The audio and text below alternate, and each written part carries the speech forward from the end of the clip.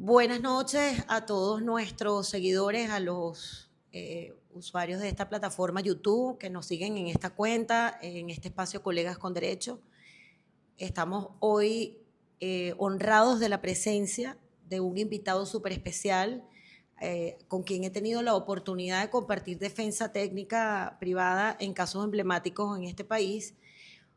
Para mí uno de los mejores penalistas que he podido conocer hasta el momento, y si me tocara contratar un abogado, créeme que lo contrataría a él. Y me complace presentarles al doctor José Gregorio Batista. Gracias. Agradecido por tus palabras, caramba. Abogado venezolano, egresado de la Universidad Santa María, penalista, y el currículum es espectacular, pero lamentablemente yo no hablo inglés, y es especialista en materia de delitos financieros, legitimación de capitales, y bueno, ¿quién mejor que él para que nos cuente dónde lo hizo, cómo lo hizo? Porque me estaba contando antes de empezar el podcast y cómo fue esa beca, cómo fue ese proceso. Y bueno, él sí lo puede pronunciar mejor. No, bueno, ni tanto. Bueno, gracias. Buenas noches. Buenas noches. Bueno, Erika y la colega, gracias por esta invitación. De verdad que es un placer estar con ustedes aquí. Como lo dijo Erika, pues hemos compartido batallas muy fuertes en defensa técnica con casos, pues, de casos delicados, que bueno, ya todos sabemos cómo se ha podido manejar todo eso en este país. Bueno, lo de mi especialidad en delitos, crímenes financieros, es lo que llaman los gringos el financial crime, que es el antilavado de dinero y financiamiento al terrorismo, el money laundering que llaman. Esas son dos instituciones certificadas de los Estados Unidos que son adscritas al Departamento del Tesoro. Me tocó a mí, estando en Panamá, haciendo unos trabajos con unos clientes cuando la situación de la crisis financiera en el país, de los banqueros presos, todo eso. Es una historia muy bonita porque yo estaba en el hotel y de repente salió un mensaje de la Embajada de los Estados Unidos de Panamá para un curso de 2 años en delitos financieros. Eso es muy atacado allá por el Departamento del Tesoro, por todo lo que ha sucedido, el sistema Ponzi, todo lo que son esos famosos delitos financieros de banqueros, sobre todo en los Estados Unidos. Y bueno, entonces era para mí el abogado, y yo tenía la computadora activa y me metí, mandé mi line, normalito. Y vine a Venezuela y como a los 20 días me llegó un mensaje pues de que había sido aceptado. Wow. Eso fue muy bonito porque vimos en 14 estados de los Estados Unidos fueron las clases. En Miami, en Nueva York, en Washington, en Atlanta, en Texas, en Houston. Tuvimos, por ejemplo, bueno, cursos de primer nivel con, por ejemplo, el director de operaciones financieras de la FBI, que me costó un puñero tomarme una foto con el tipo para fanfarronear hasta que lo convencí. Le dije, oye, mano, sácate una foto conmigo, mano. La crema innata de lo que es la persecución de crímenes financieros. Y eso eran cada 3 meses, viajábamos a los Estados Unidos, yo viajaba normalito, éramos atendidos. Esa era una invitación directa del Departamento del Tesoro. Uno mostraba en migración se mostraba normalmente la invitación. Yo recuerdo mucho que en una de las clases en Atlanta, en Houston, yo hice escala en Atlanta, el vuelo iba para Atlanta, y yo siempre he dicho, cuando uno viaja a los Estados Unidos, que no hay vaina mejor que lo atienda uno un gringo. Porque te atiende un latino y piensa que uno le va a quitar el puesto en los Estados Unidos. Recuerdo que me tocó un mexicano y me preguntó que a qué iba a los Estados Unidos. Le dije, no vengo vengo a una conferencia de un posgrado que estoy haciendo de antilavado de dinero. Y el tipo me dijo, viene a aprender a lavar. Así me dijo. Ay, y no yo, sabía, lamentablemente, se me salió el abogado y le dije, sí, México viene. Claro. Cuando eso estaba de moda, el caso del cartel de Jalisco que traficó y lavó dinero con aviones de un banco norteamericano, no me acuerdo en este momento el banco, y estaba de moda. El tipo se me quedó mirando y le dije, prende la lucecita roja, no tengo ningún problema. Vengo invitado por el presidente de los Estados Unidos y le mostré el nombramiento, la invitación. Y bueno, esa fue la historia. En eso duré 2 años viajando y la última clase fue en Nueva York y cuando terminamos y tengo esa certificación, que es una certificación mundial. Es una certificación mundial porque eso lo coordina se me olvidó el nombre en este momento. que es la que coordina todo lo que tiene que ver con ese tipo de crímenes. Bueno, El GRAFI, Grupo de Acción Financiera Internacional, el GAFI, eso tiene sede en Suiza, el GAFI, es el que maneja todo eso. Ahí vimos todas las clases de lo que está de moda, el lavado de dinero. La ponencia que yo llevé en mi clase fue la del caso de Cadivi, del Banco Central, cuando fue detenida una directora de Cadivi que fue detenida en los Estados Unidos, estuvo presa y todo, y yo llevé esa ponencia. Cuando yo terminé esa ponencia, pues por supuesto, habían funcionarios que querían hablar conmigo sobre la situación, y bueno, lo demás es historia. Pues. Bueno, más honrada dos, porque sí, me sentía orgullosa de haber podido tener la posibilidad de compartir defensa técnica con el doctor José Gregorio, pues ahora imagínate. Pero tú fuiste muy buena en esa defensa, porque fíjate tú, de 68 objeciones, a la única que le acordaron una objeción fue a Erika, a más nadie. Sí, todo lo que la fiscalía pedía era con lugar. Y un día fuiste tú la única en ese caso que sí. No, y eso eran 4 fiscalías nacionales. El caso de Operación Libertad, que es un caso emblemático. Yo estuve en captura y estuve saludando en el 6 de PCA, y Isai, uno de los chamos que tengo yo ahí, de la manera, más insólita. Ese es un caso totalmente fabricado por los cuerpos de seguridad, y bueno. Totalmente. Fueron condenados todos, y yo tengo 33 años defendiendo gente, es lo único que hago. Poco acuso, dependiendo del nivel. Pero de verdad que gente condenada de manera... esa audiencia comenzó a las 11 de la mañana del 12 de marzo, o de mayo creo que fue. Marzo. Y terminamos el otro día a las 3 de la tarde. Pasamos toda la noche en el Palacio de Justicia, los abogados pedimos delivery, unos durmieron, otros no. A las 6 de la mañana entramos a las conclusiones. Y bueno, y la sentencia fue como a las 11 de la mañana, ¿no? Sí, totalmente. Y uno se siente muy orgulloso de eso, porque cuando tú defiendes gente inocente, es muy distinto cuando tú defiendes a alguien que de repente tú sabes que cometió el delito, pero nosotros somos unos intermediarios del sistema judicial, que se respeten los derechos, todo eso. Exacto, todo lo que es el debido proceso. Ahí nadie lloró, ni nadie se sintió mal. Es más, los propios condenados nos estaban dando aliento a nosotros los abogados. Nos decían, no se preocupe, doctora, ya sabíamos que esto iba a ser así. Así, correcto, así es, Erika, y bueno, fue una defensa, ahí nos hicimos amigos nosotros, y un gran grupo de amigos hicimos allí, pues todos esos condenados, todas esas historias que ellos contaron, cada quien tenía su historia de vida, de cómo lo detuvieron. Los clientes míos pues no tenían nada que ver allí, porque ellos los agarran 2 meses después, el FAE, bueno, las historias del FAE. Yo le decía a la juez, es que mis clientes no pueden haber tenido fusiles porque era el FAE. Si hubiesen tenido los fusiles, mis clientes no estuvieran aquí, estuvieran enterrados. Es correcto. Porque nadie quedaba vivo con el FAES. Eso es así, había que decirlo y se dijo. No, y hay que decirlo, y es que eso lo dijimos, eso está en el expediente, yo lo dije. Mis clientes que me decían, Gregorio, nosotros hemos tenido esas armas y no estuviéramos vivos. No, pero es que ahí hubo condenados personas hasta por tomarse una foto con Leopoldo López. Bueno, sí, lo de ese muchacho, que es el único que ha salido, por cierto, le dieron una medida humanitaria. Una medida humanitaria. Ese se paró en la moto, o sea, vio de averiguador, pues. Como siempre en el Él venía en la moto a las 6:30 de la mañana, en su moto, un ciudadano normal de este país, humilde, un tipo que nosotros le agarramos mucho cariño por él, que más nos llamaba la atención.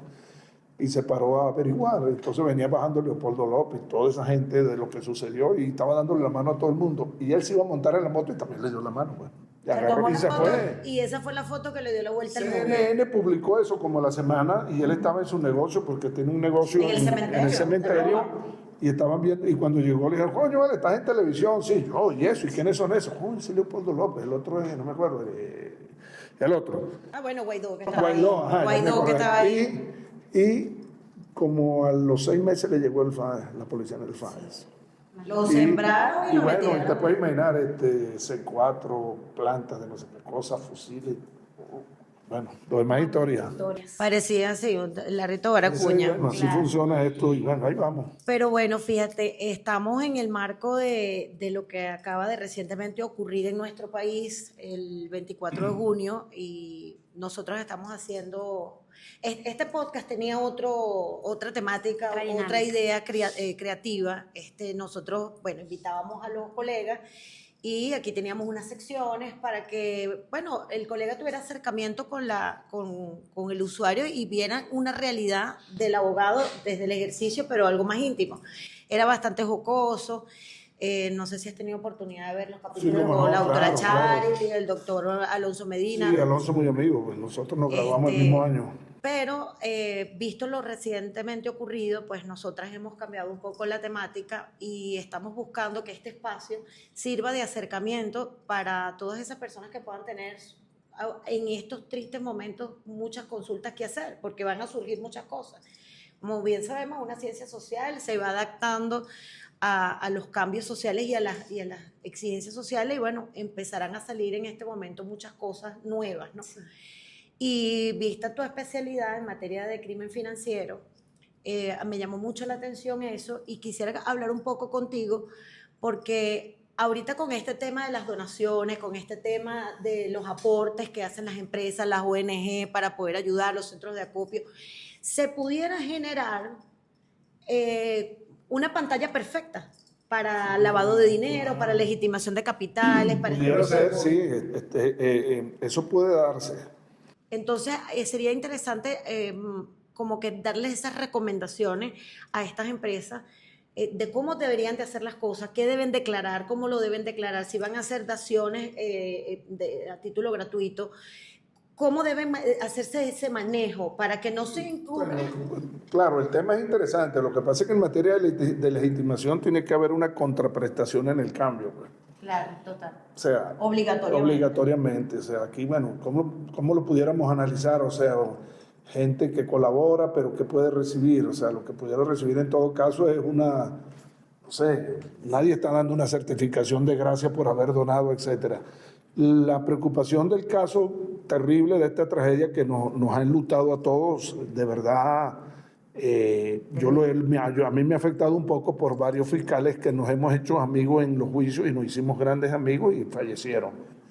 Uno de ellos falleció con su esposa, una colega en La Guaira con la que llevé un caso de feminicidio muy delicado y muy famoso. El único que salió en libertad allí fue el mío, los demás fueron condenados. Ella falleció también, ella fue inclusive defensora pública, pero era defensora privada en ese caso. Entonces, eso lo ha afectado a uno. Estar muy pendiente de los niños que quedaron desamparados, eso hay que manejarlo con mucho tino social y sobre todo con la legislación del ONNA, porque hay mucha gente que se puede aprovechar de esos niños. Claro. Bueno, por ahí apareció hasta un violador, pues. Sí. Chica fue presentado y todo, y lo iban a linchar en el Palacio de Justicia. El día que lo agarraron, creo que fue el viernes después de la tragedia.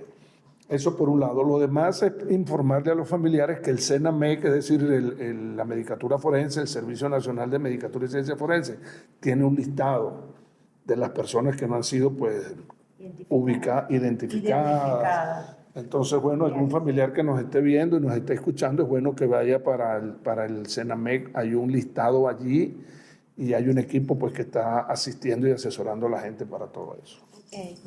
Bueno, importantísima su intervención en cuanto a esa información que nos está suministrando. Y bueno, también le quiero dar la bienvenida, doctor, gracias. Y darle las gracias por la aceptación a nuestro programa. Oh, vale. Como le dijo la doctora Erika, bueno, nosotros pues iniciamos esta actividad o este podcast con un criterio distinto al que tenían muchos abogados que tienen programas como este. Nosotros queríamos acercarnos más a la realidad de nosotros. Sin embargo, bueno, este vuelco que nos dio la vida, porque de verdad que éramos una parte antes del 24 de junio y ahora somos otra. Y no porque estemos cambiando de personalidad, sino que ya es algo que nos ha tocado de manera directa o indirectamente. Entonces es inevitable, pues, de cierto modo, aportar nuestro granito de arena para ayudar en la medida posible y con lo que más nosotros, pues, obviamente sabemos que es el derecho. Ciertamente sí hay muchas dudas, hay muchas expectativas que se están manejando en el ambiente en cuanto a responsabilidades, en cuanto quién y quién no, que por qué la constructora lo hizo, que por qué dieron permiso al Estado, en fin, se están manejando X cantidad de información y como ya lo habíamos conversado la doctora Erika y yo, aquí lo que nosotros como garantes de los derechos, tenemos que ser responsables antes de emitir cualquier tipo de información, porque ciertamente no es algo nuevo de que en virtud de una tragedia tan grande, en virtud de un estado de emergencia el cual está enfrentando el país, pueden surgir normas, pueden surgir decretos, pueden surgir cualquier cantidad de situaciones a las cuales puedan hacer o en beneficio o en perjuicio de la ciudadanía. Todo va a depender a cómo se tome, ¿no? Sin embargo, hay casos que, por ejemplo, a mí me llaman la atención, y quizás usted más especialista en el área, digamos, penal. Hay un caso en particular que a mí me llama la atención. Ojo, no manejo el proceso, no sé si usted quizás sí tenga un poco más de conocimiento en cuanto a las personas que viajaron en un vuelo humanitario de Estados Unidos a Venezuela. Estas personas, a mi criterio, ojo, a lo mejor estoy equivocada y si es así pido disculpas, estas personas estaban, una vez que llegan al aeropuerto, las hospedan en un hotel, digo hospedar, pero ahí los tienen un día para otro, les quitaban los teléfonos, no sé qué tipo de proceso hacían. Y a mi criterio, si es un proceso de unas personas que están llegando en un vuelo humanitario, las dejan en un hotel, no deben ser delincuentes, porque si no, no las van a meter en un hotel. Supongo que las llevarían a un centro de prevención, ¿cómo es? De detención preventiva. Entonces, en este caso, a mi criterio, yo puedo ver que hay una privación ilegítima. Claro, o sea, a lo mejor estoy equivocada, pero quiero que me aclare un poco estoy totalmente de acuerdo con tu narrativa. Fíjate bien, a nosotros nos ha parecido sumamente grave lo que sucedió. Primero porque el vuelo llega, Migración los entrevista, sea Migración, sea Interpol, sea el CENIAC que los va a checar, pero tienen que dejarlos que se vayan para sus casas. A menos que alguien tenga un registro policial, tenga una solicitud de captura. CIPOL. ¿Quién los chequea? Interpol y el Servicio Migratorio. Pero tú no tienes por qué a 64 personas que venían, 130 y algo, sí, es correcto. O sea, esa parte no la entendimos. ¿Cómo tú los mandas para un hotel? ¿Para qué? Si a todo el mundo lo entrevistan en la migración. Exacto. Más que todo a ellos. Yo tuve personalmente un familiar que llegó recientemente y lo tuvieron 3 horas entrevistando que porque se venía, que todo aquello. O sea, que se supone que si es un vuelo humanitario ya debe venir un listado de las personas que vienen. En ese caso en particular tiene que haber responsabilidades. Exacto. Y están bajo la tutela del Estado en ese momento. Claro, porque ellos estaban como en resguardo. Claro. Ellos estaban como en resguardo, se salvaron 12 personas, 12 personas. 12 y ciertamente personas. Tú dices, bueno, ellos están en resguardo ¿de quién? De extranjería, porque... No, del sistema migratorio, el SAIME y no tanto de Interpol, porque Interpol lo que hace es la actividad policial, el chequeo internacional, que cómo vienen, cómo entraron, si hay algunos solicitados, si hay un pasaporte que brinca o no brinca. Exacto. Pero lo demás es del SAIME. Entonces ahí es donde es el control de entrada al país. Es un ente administrativo, o sea que no tiene ninguna cualidad para tener a una persona retenida para hacer un chequeo. Lo que pasa es que eso lo han pasado por bola en vista de la situación, pero eso es grave. Si eso es grave, las constructoras también son responsables de todo lo que ha pasado aquí. Claro. Una gran cantidad de construcciones. Por ahí escuchaba yo a alguien del Colegio de Ingenieros y vi las muestras de unas cabillas que no tenían el suncho. El suncho. O sea, solamente además que eran cabillas a un edificio de esos tienen que ser cabillas gruesas. Digo yo no soy ingeniero, pero he construido. Yo construí una casa que tengo en el Junquito y las cabillas eran gruesas y los cinchos. Ahora, ¿qué pasó ahí? Y eso es una responsabilidad colateral entre Estado y el constructor, sea privado o sea quien sea, porque nada se construye si no lo autoriza el Estado, las alcaldías, la división de catastro tiene que supervisar las columnas, todo eso. Eso es grave. Fíjate bien, yo vivo en Parque Central. Yo fui abogado de uno de los que diseñó Parque Central, el arquitecto Daniel Fernández Shaun, hoy día fallecido, un español, que eso fue un equipo multidisciplinario. Y cuando yo estaba ese día en mi casa con mi mujer, íbamos a empezar a ver el juego de Brasil cuando, se movió feo. Se batió. Te movieron la cuna. Mi mujer sí se preocupó un poquito y lo único que me acordé fue del señor Daniel, del arquitecto, que me dio 20 terremotos juntos y no tumban Parque Central. Y yo miré la torre, que la tengo al frente, y la torre, la grandota, que es la torre allí son 2, oeste y este. La oeste es la que da para acá y la este es la que da para la autopista. ¿Cómo se movía? Porque ese sistema, que es un sistema de hace 68 años, tiene amortiguación. Esa tecnología. Esas torres ya soportaron el terremoto del 67. No Estaba construida. pero soportaron el incendio cuando era el Cetra en Parque Central y no se cayeron. Y fíjate tú que cuando el avión de la Torre Gemelas fue tan intenso que se llevó las dos torres y Parque Central quedó normalito.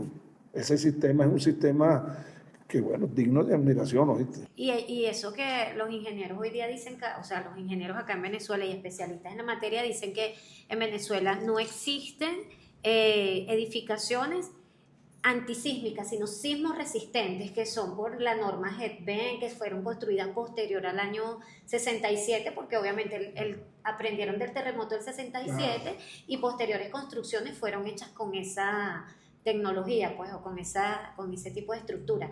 Pero acá hay estructuras que ya en todo esto uno ha aprendido un poco, digamos. No, de tanto, claro, uno observa escucha las opiniones, fíjate bien. ¿Qué va a pasar con el estado de La Guaira? Esa es una gran pregunta. Sí. Porque, Opino que no deberían volver a urbanizar. porque más allá de lo que sucedió está el tema No sé qué hice acá. de los demás edificios. Perdón, estamos en vivo. Pueden estar sintiendo. Pero no sé qué hice allí, metí el dedo donde no debía. Bueno, Ahí están saludando. Ahí en el teléfono. Sí, ahí están saludando al doctor José Gregorio. Hugo Rivas está mandando un saludo. Un gran saludo, Hugo. Y por ahí hay varias personas saludando y conversando. No sé si tienen alguna pregunta por acá. Déjame ponerme los poderosos binóculos aquí. Recuerden que nos pueden consultar a través de la mensajería directa de nuestra cuenta en YouTube y de nuestras redes sociales. Tu amiga legal, en el caso de la doctora Dayana Maldonado, en el caso del escritorio jurídico Aldriguete Rivas y Asociados, así lo consiguen en todas las redes. Y bueno, el doctor José Gregorio Batista, que se ha convertido en un influencer, sí. Doctor. Bueno, esa es otra historia. Yo no había entrado en ese mundo. Yo hice un tren en agosto del año pasado. Fíjate bien, bueno, para variar un poquito el tema. Sí. El tema yo, de verdad, desde aquí con ustedes, nada mejor que enviarle una palabra de pesar al país entero. Sí. Porque de verdad que en lo personal yo he sentido un luto fuerte. Porque nada más de pensar en la gente que todavía está buscando a sus familiares con esa esperanza, con esa fe, con esa voluntad. Bueno, a hoy, 7 de julio, Sí, 7 de julio, mi esposo todavía no ha conseguido sus familiares en Residencia Belo Horizonte. O sea. Es que de verdad no es fácil. Bueno, fíjate bien. El contenido que yo hago es un contenido para la gente, jurídico para la gente, porque hay un problema. En estos días yo veía a un colega, que es mi amigo, pero no lo voy a mencionar, dando una explicación y yo no la entendí. Eso pasa. Y yo decía, yo no entendí nada.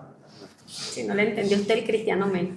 Entonces, una señora que yo atendí por un problema de una invasión en agosto, que maneja las redes de una institución del Estado Miranda, la atendí en mi oficina. Entonces, cuando yo le explico a ella me dice, doctor, pero es que a mí el abogado que yo tenía en usted, que no me hablaba así, ahora sí lo entiendo. Y ella me dijo, pero ¿por qué usted no hace contenido? Y yo le dije, no me ha llamado la atención eso. Entonces ella misma me abrió la cuenta. Ah, imagínese. Y ahí comenzó esa historia. Pero le ha ido muy bien. Porque Muy bien. Ahí me comenzó, sí. No, entonces, yo lo sigo y consulto. Entonces, claro, uno le explica, mira, Erika, de verdad que uno está un poco corrido en esto. Pero yo no sé qué le pasa a los defensores públicos. Ah, bueno. O sea, ese tema yo no lo logro entender. Un funcionario público, ¿a quién sirve? A la gente. A la gente, claro. A la colectividad. Claro. Un policía cuida a la gente. Un juez protege el sistema social del área civil, penal, la que sea, protege a dos personas, actores. Y yo recibo un diario 300, 400 mensajes. Y los contesto en la noche, pero no los contesto todo. Y todo el problema es que el defensor público mío no me atiende, que el defensor público mío no me atiende, que el defensor público mío no me atiende. Y ahí he aprendido a conocer la cantidad de abogados que hay, que de verdad no es fácil hoy. Sí, vale. No voy a decir más nada, no es fácil. Sí, no es fácil. El doctor me estaba comentando antes de comenzar la transmisión sobre el caso de los policías, de los funcionarios estos en La Guaira.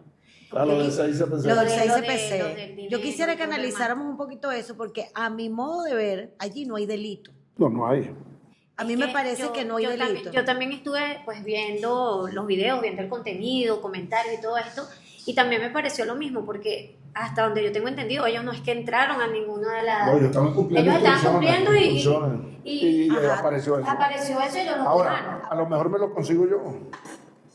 Ajá. A lo mejor se lo consigue otra persona. Exacto. Entonces expliquemos un poquito eso. ¿Cómo sería en ese caso? Yo cuestioné muchísimo a los funcionarios que estaban hurtando allí y sobre todo a la gente.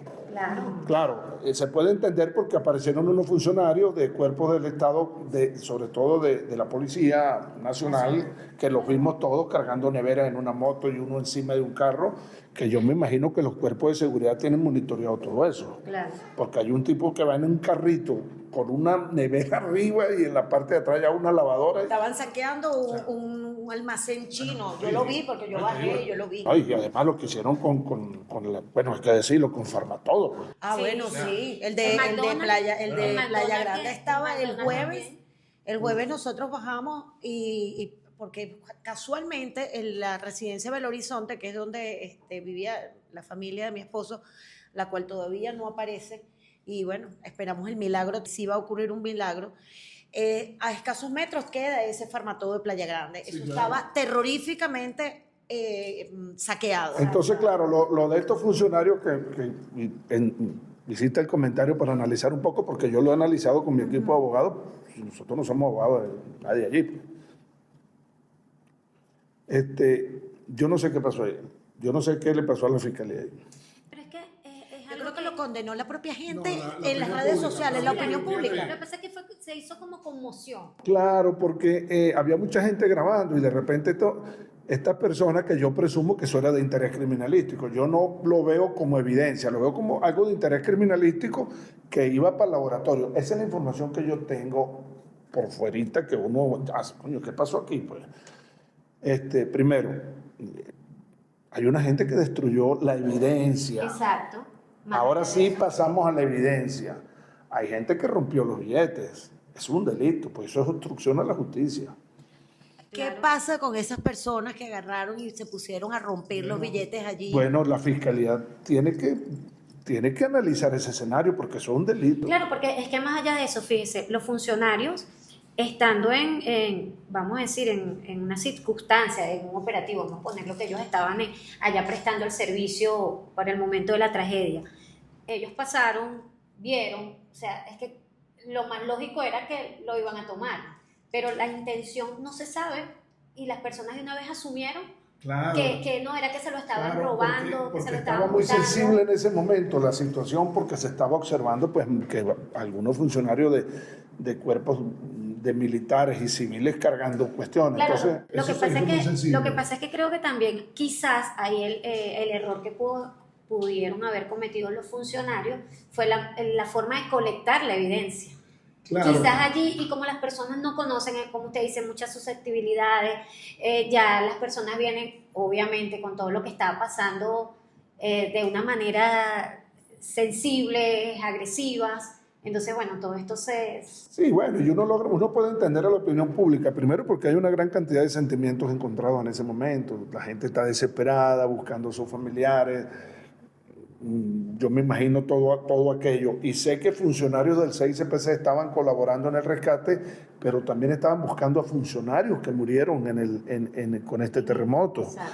Hay excomisarios jubilados que murieron varios. El comisario, el jefe de Miranda, el comisario general Ken González, creo que es, lamentablemente murió también. Entonces, eso ha impactado. Doctor, y en su punto de vista en cuanto a encuadrar, si se debiese encuadrar un tipo penal para poder, o sea, en cuanto a los funcionarios, Sí, ¿qué es tipo Creo que no penal hay ningún pudiese tipo encuadrar? penal allí. No, Yo no o sea, considero bueno, que... Los delitos No, que pero, o sea, ellos tienen 3 delitos, lo que he podido leer. Tienen hurto calificado, el agravante por el estado de calamidad. el abuso, Bueno, tienen Como exceso de autoridad. tienen agavillamiento y tienen... Sí, uno como de... Se me fue el nombre. Cuando te extralimitas en tus funciones, sí, sí. Acto arbitrario. acto arbitrario. Acto arbitrario, pero el acto arbitrario no aplica ahí.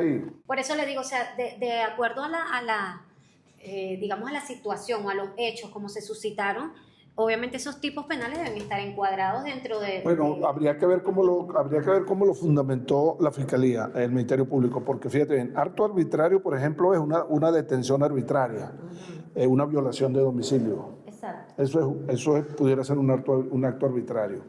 El hurto calificado tiene que haber un propietario, tiene que haber una víctima directa. Exacto. Por supuesto. Eso estaba entre los restos. O una víctima indirecta, pues digamos que es una empresa. Porque además tú tienes que presentar en la audiencia de presentación del detenido, tienes que tener una experticia de autenticidad o falsedad de la moneda, del billete. Claro. Primero para saber si efectivamente existieron, si son de verdad o son de mentira, los cereales, todo eso. No sé qué pasó ahí, o sea, es lo que uno no sabe. O sea, estamos hablando como abogados, Exacto. uno que defiende personas, no estamos justificando la actuación de nadie aquí, Claro, por supuesto. pero sí lo estamos aclarando. Y algo que he notado es que hay mucho, está muy sensible el 6CPC en relación con ese caso. Sí, claro. Sobre todo en apoyo a los funcionarios, es lo que he podido escuchar. No, y muchos funcionarios Yo de estoy igual aquí forma. metiéndole la mano al De- ley del doctor, de pero... igual forma, doctor, porque fíjese algo, ciertamente nosotros como personas, yo siento que no podemos generalizar, Sí, ¿ok? Porque aquí hay un problema de generalidad. ¿Por qué? Porque yo no puedo decir todos los funcionarios, porque también así como se vieron funcionarios quizás haciendo cosas indebidas, también se vieron funcionarios prestando colaboración. No, claro, digamos, todos los cuerpos de seguridad, todos los cuerpos, y uno verdad que agradece todo eso. y que no es función de ellos, porque la función, realmente quienes deberían prestar el apoyo en cuanto a rescates, los que están especializados en el área, o sea, vamos a decir, bomberos, defensa civil, ellos en apoyo lo están haciendo sin ni siquiera tener un conocimiento, sino como todas las personas que se abocaron a remover con sus propias manos escombros para poder tratar de salvar. Y todavía se están viendo. Bueno, cada rato uno observa. Yo vi cómo sacaron a una señora con sus 3 hijos que dijo que amamantó a sus 3 chamos a punta de leche materna, y vi a los funcionarios y a las personas que eran personas normales, no eran rescatistas ni nada, sin guantes ni nada, sacando esos bloques. Entonces, a eso a mí me llamó poderosamente la atención. Y tú dices, bueno, los equipos. Tú ves en Fuerteventura esa cantidad de máquinas paradas. Bueno, mira, aquí hay una cantidad de personas preguntando insistentemente lo mismo, en la mayoría de los comentarios que están haciendo por acá, por el live que está transmitiendo el doctor, que yo estoy curungándole el teléfono. En las redes, como Sí. debe ser, ¿ah? Exacto. Lo que más están recurrentemente preguntando es, primero, si los tribunales ya están dando despacho.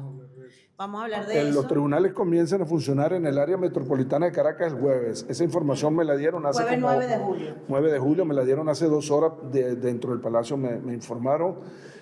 Comenzaron los del interior hoy, con excepción de Caracas, Los Teques, Guarenas y Guatire. Los Valles del Estudio está funcionando. Y hoy ya se decidió que el próximo jueves, si Dios quiere, arranca. Bueno, yo estuve ayer en el Palacio de Justicia, fui a saludar, bueno, a preguntarle a alguaciles, amigos de uno de la familia, Claro, qué pasó a tu familia, la gente.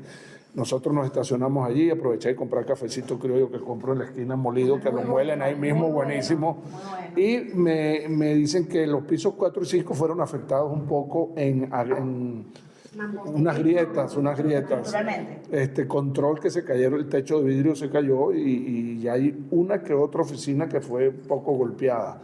Desde ayer estaban haciendo ese trabajo y yo creo que lo adelantaron bien, ya que la información salió hoy por el despacho. Bueno, entonces para la gente que está consultando por acá, por los live, ya saben que para el jueves se espera que haya despacho. Claro, el momento que salga este programa ya habrá despacho. Y otra cosa que es importante decir, que lo debes haber leído allí, es las personas que me han preguntado por las presentaciones. Ajá, que están preguntando lo de las presentaciones. El jueves váyanse para el Palacio de Justicia los que se presentan en Caracas y en Miranda. Las continuaciones de juicio, en el caso nuestro, yo tenía 2 ayer, tenía 2 hoy en Los Teques, los laxos se suspenden, el jueves nos dirán para cuándo se refijaron las audiencias, para que la gente sepa eso. Pues por ahí me escribió una persona que sí, eso no es suspender, es paralizar. Y le digo, bueno, Como sea. lo que abunda no daña aquí. Exactamente, porque es que, bueno, es como siempre, donde hay 2 abogados y 3 opiniones. También están consultando por acá, no entiendo el contexto en el que lo están preguntando, pero ¿cuánto tiempo puede durar una persona presentándose a un tribunal de terrorismo?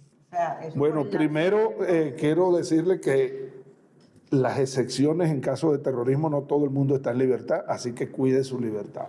Vaya y preséntese porque Entonces, si le tiene que presentar en la mañana y en la tarde, hágalo. preferible 1000 veces. Porque yo siempre lo digo, aprecie su libertad. Y en terrorismo, Más todavía. más todavía, nadie procesado en terrorismo le dan medida cautelar o no sé, no. Hay muy pocas excepciones, así que cuide su libertad. Sí, muy pocas. Aquí también, bueno, hay personas que están diciendo que están en Acarigua, que están fuera de Caracas y se tienen que presentar. Bueno, ya el doctor lo Ya. está diciendo, que se vengan el jueves y se presenten. Lo peor que puede pasar es que pierdan el viaje, pero se Exacto. presenten. Bueno, yo tengo un señor de Guadualito que está con medida cautelar y son 27 horas de Guadualito en autobús para Caracas y él tiene que venir, él me llamó ayer y yo le dije, no se venga todavía, hoy ya les informé que el jueves. Ese señor se viene, es un Pero señor el doctor mayor. tiene club de fans. Tiene club de fans aquí. No me digas, sí, me estoy enterando de la vaina. ¿Verdad? Mira, tienes club de fans y de paso te mandan aquí un quiéreme. Milángela. Doctor, está usted arrasando las redes sociales. Eso es espectacular porque Sí. imagínese, ya a través de este medio, pues usted tiene bastante alcance. Y qué bueno. Doctor, me gustaría pues hacerle una consulta, porque usted sabe que... Toda consulta genera honorario. Exacto. Bueno, doctor. No, pues está suspendido en tiempo de Ahorita pandemia. estamos dando consultas. Mucha gente, Sí. me Pero han- fíjese, hay mucha preocupación ahorita con el tema de... No vamos a hablar sobre decretos en cuanto al decreto de emergencia, del estado de emergencia, todo eso, pero digamos en particulares. Como no es pues un secreto para nadie que hay muchas personas que están sin vivienda y quizás estos por desesperación y sin esperar quizás una respuesta del Estado pretendan invadir una propiedad que sepan que esté sola, porque ya me pasó en un inmueble de un cliente mío que está en un edificio, el apartamento está solo porque la persona que estaba ahí antes arrendado se fue hace 5 años del país. El propietario, bueno, si te fuiste 5 años, quiere decir que no necesitas el inmueble, él recuperó su inmueble, pero hay una persona que era familiar de este señor, que aparentemente dicen que tuvo calamidad en La Guaira, y él vino, tumbó la cerradura y se metió y todo lo demás. ¿Verdad Eso es que, invasión, lo que configura digo, el delito de porque invasión. Independientemente de lo que esté pasando a nivel personal, esto no te da derecho a que tú cometas... No, y además que no una- están las garantías no están suspendidas. Para nada. Ok. Que eso es otra cosa que me llamó a mí la atención, ¿no? Sí, Normalmente, que no hubo suspensión de garantía normalmente en con- estado de calamidad hay una suspensión de ciertas garantías. Claro. Eso es invasión. La persona que se mete en un inmueble por la vía violenta es invasión y eso... Independientemente, El dueño sabrá qué hacer, independientemente, y es importante que todas estas personas que lastimosamente quizás estén pasando pues esta situación de que hayan perdido su vivienda, de que tomen en consideración, porque hay muchas personas que lo aconsejan y bueno, no entra, No, sí, métete, no. hazlo, no lo hagan. No solo porque eso, que lo aconsejan y lo cobran. esto es un delito, hay que esperar indudablemente la respuesta del Estado a todas estas personas Ahora, que están fíjate. en condición de damnificados. Fíjate bien, algo que, ya que ese tema es muy importante porque sé que hay mucha gente que debe estar pendiente de eso. Y lo voy a decir. Si usted va a alquilar un inmueble para alguien que perdió su vivienda, no se vuelva loco pidiéndole 10 meses de adelanto, ni 18 meses de depósito, ni 400 meses de no sé qué. Tiene que ser un poco solidario.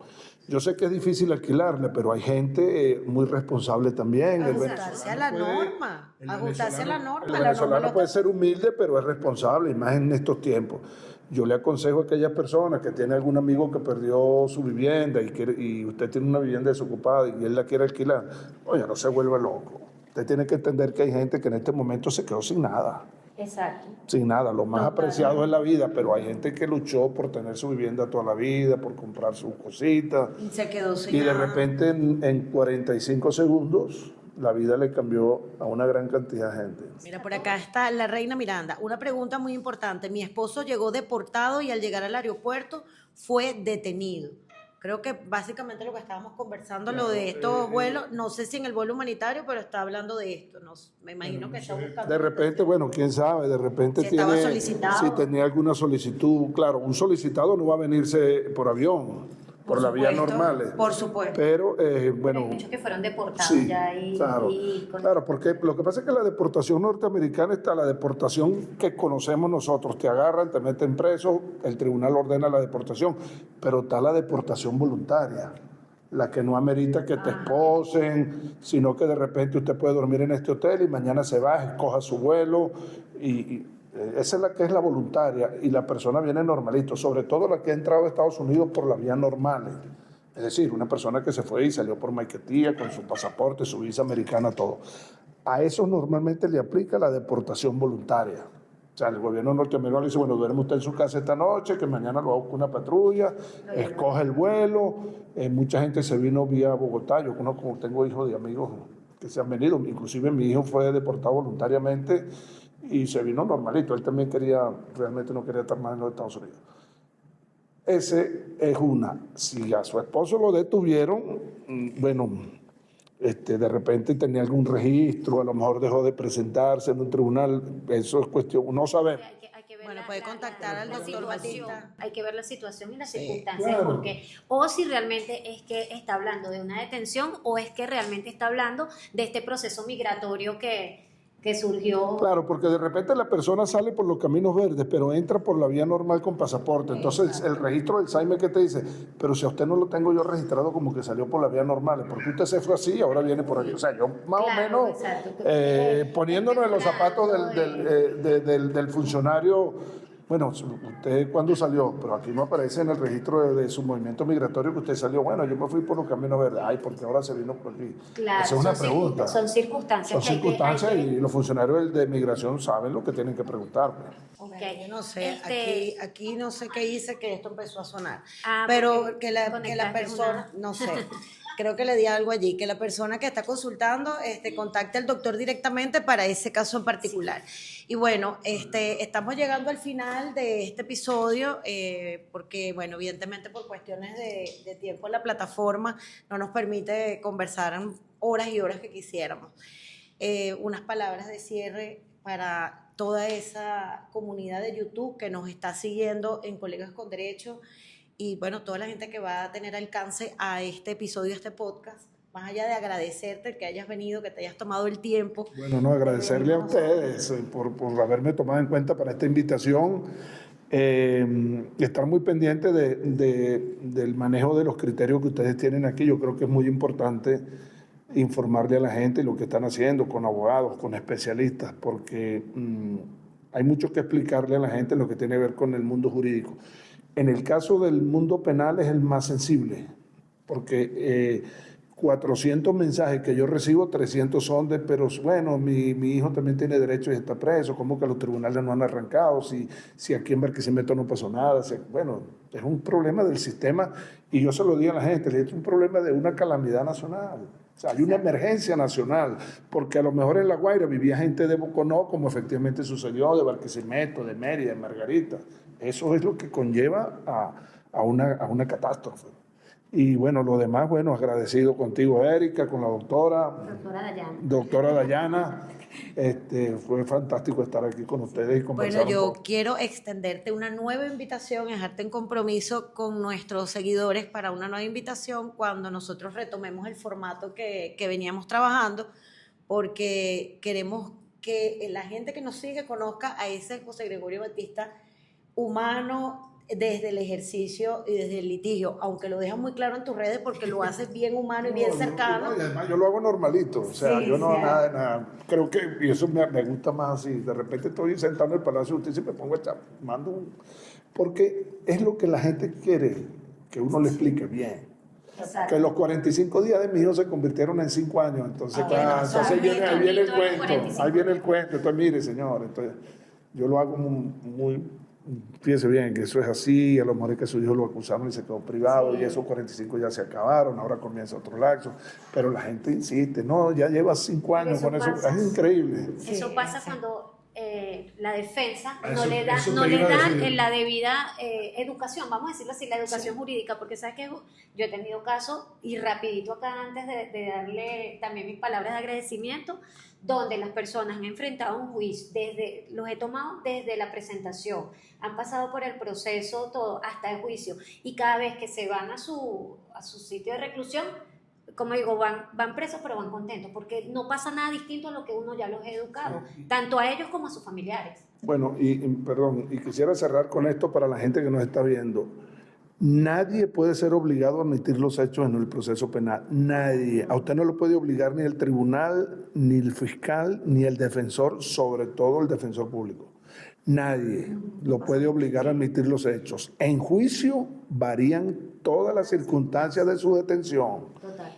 Y eso es una historia, nosotros tenemos esa historia de lo que es en juicio. En juicio es todo lo que el juez escucha y ve. Es correcto. Eso por un lado. Y segundo, el único que escoge su abogado, privado o público, es el procesado. Exacto. No lo escoge más nadie. Ni el juez se lo puede imponer un público o negar la defensa. Eso estaba muy de moda y creo que ha cambiado. Esperemos Exacto, sí. esperemos que cambie. Me tocó, ya tengo 2 en control y en juicio normalito. No, Espero que es el cambie y también enseñarle a los procesados que tienen que luchar por ese derecho, pelear por ese derecho, no dejárselo imponer. Mira, a mí me escriben a diario que mi hijo lo obligaron, que lo obligó. Y más grave cuando te dicen que fue el defensor el que lo... Y con el cuento de que para que tu familia no gaste, No, y que con el la libertad es la libertad de una con el persona. cuento de que es que si saben que tienes un abogado público, es porque, un abogado privado, perdón, es porque tienes dinero y entonces no vas a salir. O sea, le llenan la Sí, cabeza un psicoterror. de muchas mentiras para que simplemente Y no es, tengan y es una buena lamentable decirlo, pero los abogados privados es mejor tenernos y no necesitarnos que necesitarnos y no tenernos. Me gustó ese coro. Muchísimas gracias, doctor, De por verdad, haber venido. Súper agradecida y bueno, encantada de haberlo conocido. Un placer. Y a ustedes, no digan que no se lo advertí. Este podcast llega a ti cortesía de Tu estudio, el mejor espacio para grabar tu podcast o hacer tu sesión fotográfica. Escritorio Jurídico Aldriguete y Rivas y Asociados, consultoría y asistencia legal corporativa integral. Corporación Inspiración, aliado ideal para todos los eventos. Doctor Matic, soluciones automáticas. Los doctores de las cajas. Rulito Store, todos los productos para el cabello rizado.